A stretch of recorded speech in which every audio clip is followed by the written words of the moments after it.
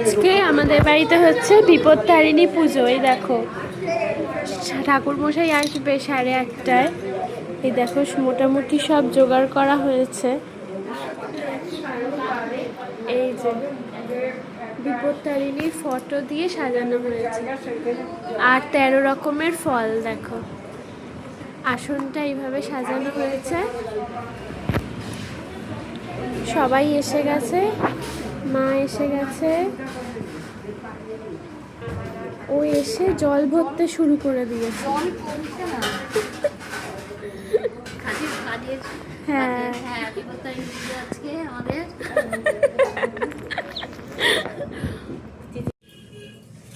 এনে ধর আর একটু দাও।